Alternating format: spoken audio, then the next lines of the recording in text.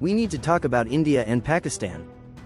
All I wanted was to finish Season 2, Episode 2 of The Last of Us, but world events seem determined to keep interrupting me. Every time I sit down, something explodes, literally. And no spoilers, please. So let's get into the recent escalation, specifically Operation Sindoor, which is what India is calling its strikes. We're going to cover what happened, what Pakistan claims in response, rumors about downed Indian jets, especially Rafales, and what could come next. On May 6, India launched strikes under Operation Sindoor, targeting between 5 and 9 sites inside Pakistan and Pakistan-administered Kashmir, depending on the source. This was reportedly in response to an April 22 attack in Kashmir that killed 26 Indian tourists. The operation's name, Sindoor, refers to the traditional red mark worn by married Hindu women, a symbolic choice, perhaps.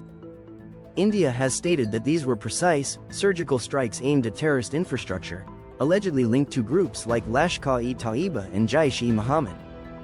Last week, I mentioned that I didn't expect a full-blown response from India, and that seems to be the case.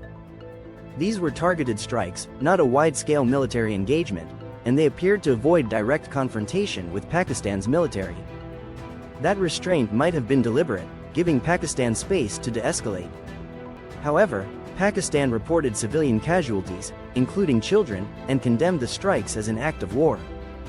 They also claimed to have shot down 5 Indian aircraft, 3 Rafales, a Sukhoi 30, and a MiG-29. India has not confirmed any losses.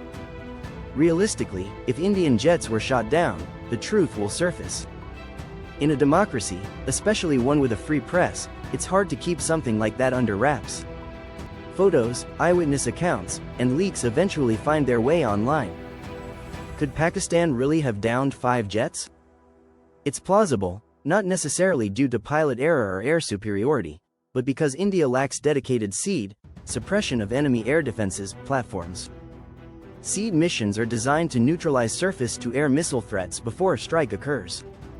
The US and China have aircraft specifically built for this. India doesn't. Rafales and Su-30s can perform the role to an extent, but it's not what they're designed for, and it's a mission with no margin for error. That gap in capability may have exposed Indian aircraft to greater risk than anticipated. Meanwhile, misinformation is spreading. Images supposedly showing downed Indian jets have circulated online, but many were quickly debunked as unrelated to this conflict. It underscores how critical it is to verify information during fast-moving situations like this. The stakes here are high. Both India and Pakistan are nuclear-armed. European governments and the broader international community have already called for restraint and diplomacy. And while India has greater conventional military strength, Pakistan has an edge in asymmetric warfare. Their intelligence agency, the ISI, has a long track record of operating in complex, covert, and often contradictory ways. They were able to support both the Taliban and US forces during the Afghanistan war. That's not a contradiction for them, it's a strategy. Pakistan doesn't need to go toe-to-toe with India. All it needs is enough asymmetric pressure to make life inside India unstable. With over 200 million Muslims in India, it would only take a fraction of radicalized actors to create chaos. And that's not something that can be stopped with airstrikes. We're also seeing another front emerge, the information war. Both countries are known to operate networks of bots and troll farms. If you're arguing with someone online about this conflict, you might not be talking to a real person at all. It's entirely possible that social media becomes the new battleground in this standoff. Ultimately, we don't know what happens next. But what's clear is that this situation isn't just a military exchange, it's also ideological, psychological, and deeply strategic.